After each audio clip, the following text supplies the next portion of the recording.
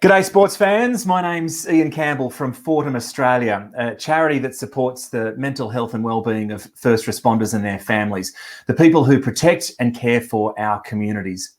With the wick set to be lit on the Tokyo Olympics, I'm joined by Fortem's Sam White from lockdown in Sydney.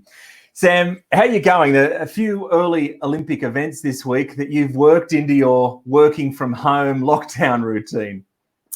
Yeah, that's right. I obviously share my home with my partner, and we sort of go between who's got the monitor in terms of who's doing the data entry for the day and who needs the second screen. And the second screen at the moment is certainly a battle for the mix between data entry and whatever Olympic event is going on. Luckily, in the dining room where I'm currently set up, right there, I've got the telly.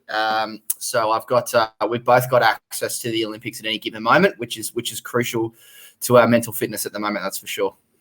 Perfect. I couldn't agree more. Mate, how are you going in lockdown? You're in Sydney, as I mentioned. You're part of the Fortem team in Sydney. You're one of our stakeholder engagement officers working with first responder agencies across Sydney and across New South Wales. How are you going with lockdown? We've just had the Premier with her daily media conference describe what's going on in Sydney as a national emergency. How are you feeling? There's bad news every day. How are you feeling living in the midst of all this? I am right in the midst of it as well. The Harbour Bridge is sort of just around the corner over there, and a little bit further on is right where the hotspots are, sort of around southwest Sydney. So, look, at the moment I'm okay. Everything's sort of relatively, in terms of our immediate community here, is pretty okay. The biggest sort of, I suppose, disruption or change in our lifestyle in general is just the lack of physical activity that we can do. Obviously, with gyms being shut, I'm an avid rugby union player, and obviously training and games are cancelled. It's really weird to be cold and not be playing sport, which has been my life for over 20 years.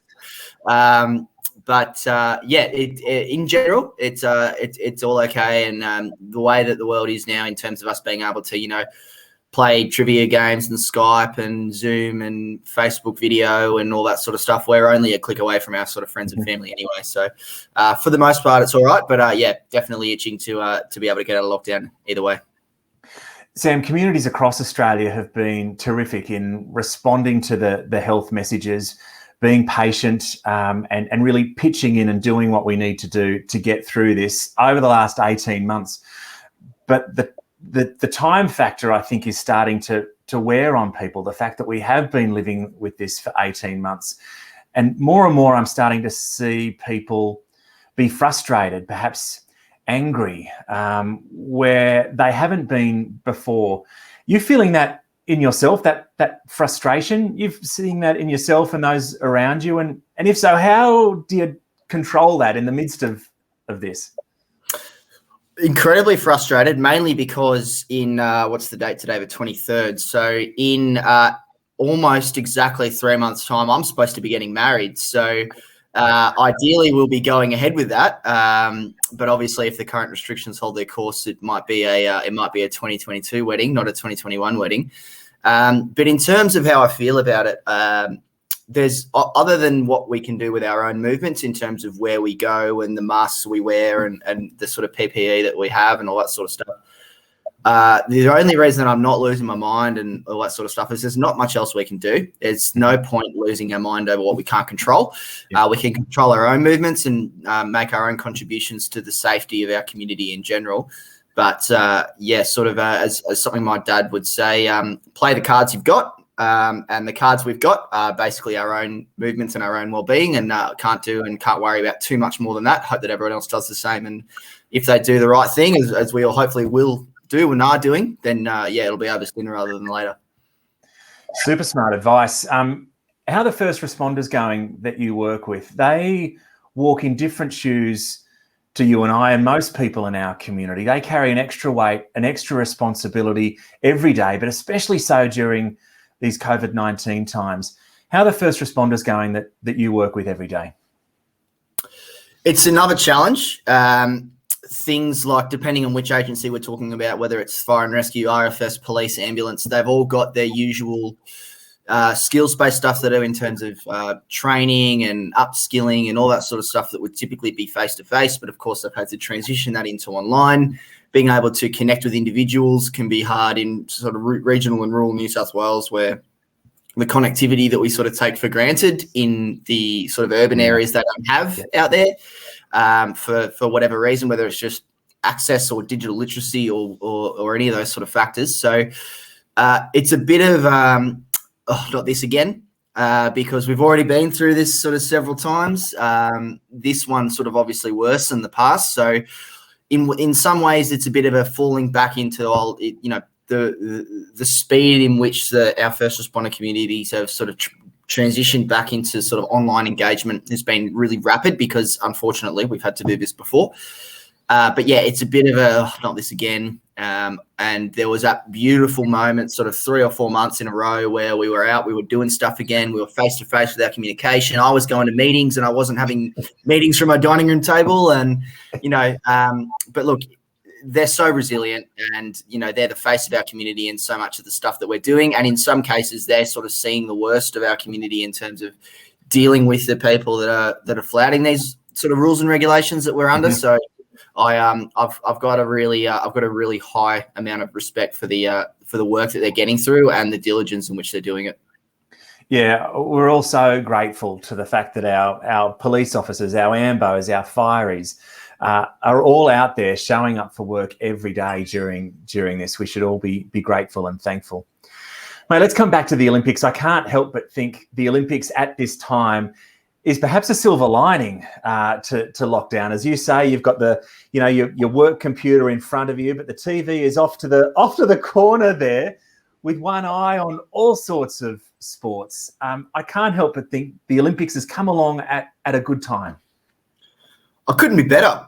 I really couldn't. So all of a sudden, we've got 6, 7, 8 hours a day of the most obscure and in our daily lives irrelevant sports that these people have dedicated their entire lives to perfecting. And we just get to watch it while we're typing away, doing our emails and trying to get in touch with our first responders. All of a sudden you've got, the Ollie Roos last night winning 2-0 over Argentina. How good was that? Yeah.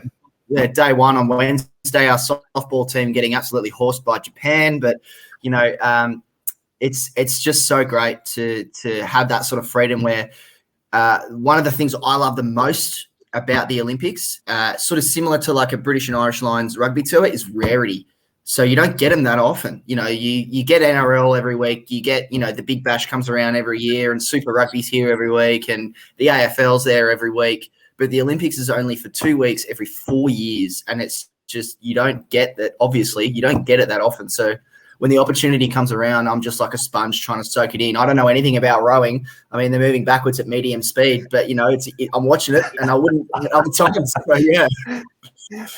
As you say, I'm pumped for these Olympics. And I know there's been a lot of talk and speculation around the Olympics, and I really feel for the Tokyo community, the people of Japan, because they've got a different perspective on this. But I'm so grateful the Olympics are going forward, because it's going to be great in my household, and I think it's going to be great for many households right across Australia. As you say, it's a rarity. It's something special. I mean, when can we gather as a family or gather as a group of people and cheer on archery, rowing, badminton, gymnastics, equestrian, taekwondo, weightlifting? I mean, this is great stuff. These are all sports that are coming up over the next couple of days in the Olympic program. It's a nice break from the heavy COVID news that we've been getting. And it introduces us to people and countries that we don't necessarily get introduced to regularly. And we get to see people who are at the top of their game, who've worked so hard, who are so committed beyond that stage to achieve their dreams. And I can't help but think that's just the sort of inspiration we need at this time. Absolutely, yeah. And I love I like to think, I won't like to say expert, but I'm a pundit on a lot of sports, and just being able to watch some of these and go, I have, like watching the softball the other day, I'm just watching the whole process and going, I have absolutely no idea what is going on. And then the equestrian comes on, and again, you're going, I've no idea what is happening, but I love it. And unfortunately, my fiance Alex and I were supposed to actually be there. We had tickets booked. Our plane tickets were booked to go over. Yeah, we were ready to go. I had my 2 weeks with Fortem booked for leave to head over there and really sort of get in in the deep end with the Olympics with Tokyo. But obviously, it is what it is, and there's nothing we can do about it. Even the locals can't go. So it sort of hit us a little bit hard, but you know what, being able to sort of see every single event from the comfort of our own homes is a good thing as well. So yeah.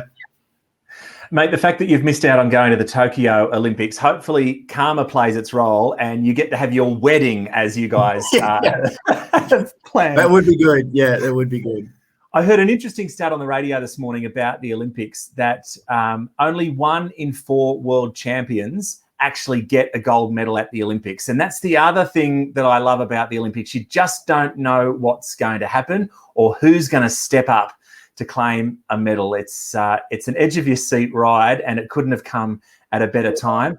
And I'm happy to say that Roy and HG are part of the coverage this year as well. And I think they'll be great for COVID as well. Their ABC podcast, the first episode drops today, the 23rd of July. And I think Roy and HG and the Olympics are going to be great partners for the next phase of lockdown and COVID-19 right around Australia.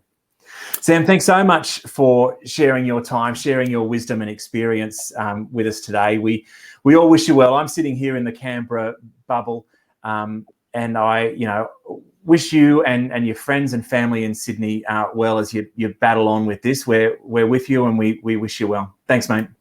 Thanks very much. Cheers. Thanks so much for tuning in. If there's further information you're after, further support you're after, head to the Fortem Australia website. We'll talk again soon. Ta-da.